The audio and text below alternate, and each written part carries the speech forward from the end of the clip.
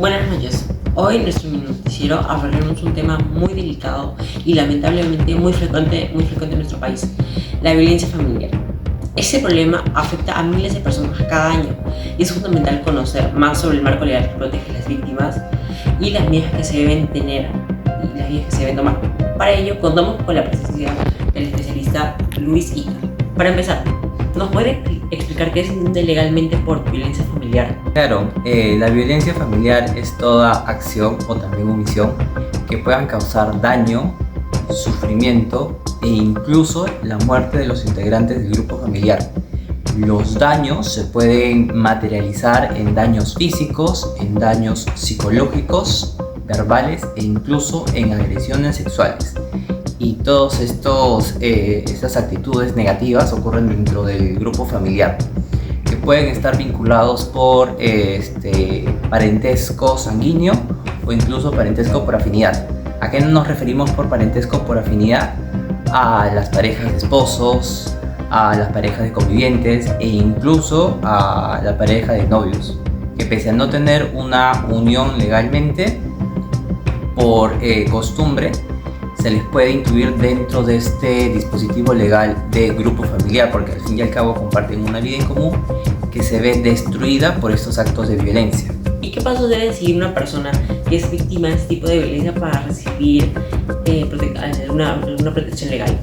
En primer lugar, tener la decisión de denunciar esos hechos. La violencia familiar es una actitud que no puede ser tolerada ni permitida. Entonces, cualquier víctima de violencia tiene que acudir inmediatamente a la policía, a la fiscalía o incluso ante el Ministerio de la Mujer.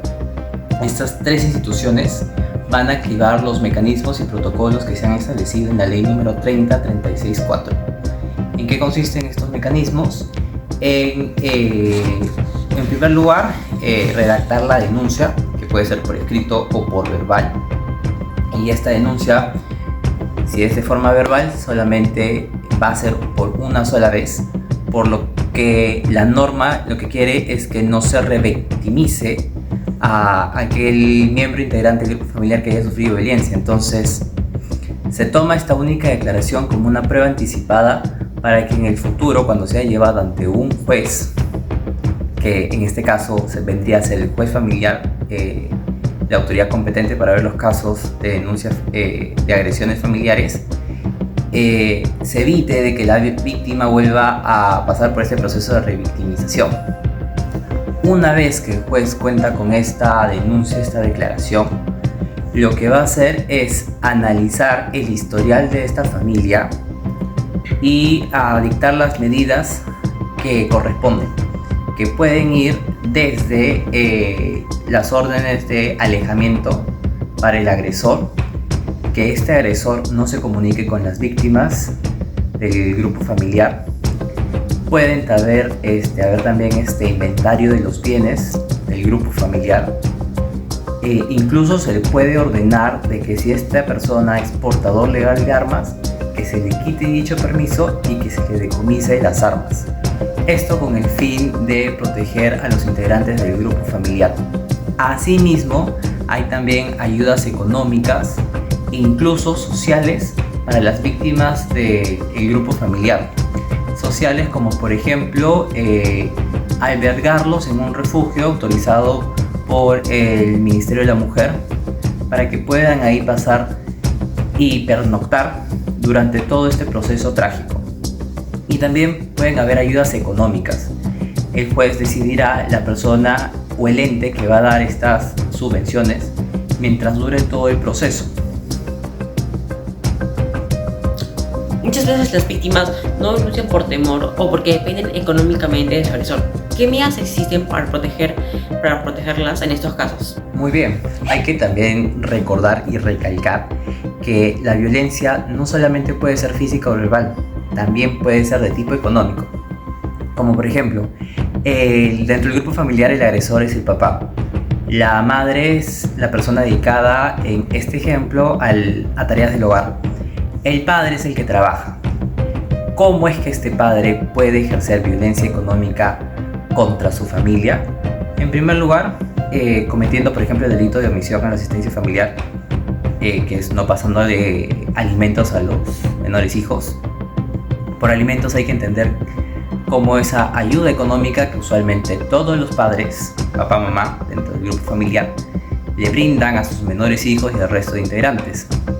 Entonces, con esta violencia económica, lo que se quiere hacer es coaccionar y disminuir a la víctima. Entonces, ¿qué es lo que la ley señala? De que a esta víctima, que es el punto de estos ataques económicos en contra de su persona, se les da una subvención mientras dure todo el proceso. Muchísimas gracias por su tiempo y por compartir esta valiosa información con nosotros. Gracias a ti por invitarme y por favor a las personas que están viendo esta entrevista hay que hacerles recordar de que la violencia es un hecho que no puede ser permitido por ninguna persona, venga de quien venga. Y también que si tú eres testigo de un acto de violencia que ocurre dentro del grupo familiar o en fin, violencia en general en cualquier ámbito de la vida, tienes la obligación moral de denunciar estos actos, porque son hechos que no pueden ser permitidos. Ya sabes, denúncialo, esto no está bien y tiene que ser corregido y penado, porque la violencia familiar está penada. Si tú o alguien que conoces es víctima de violencia familiar, recuerda que no estás solo. Hay recursos y profesionales dispuestos a ayudarte. Bueno, al parecer que esto ha sido todo en nuestro segmento especial. Muchas gracias por acompañarnos y recuerden que la violencia no debe ser tolerada en ninguna de sus formas.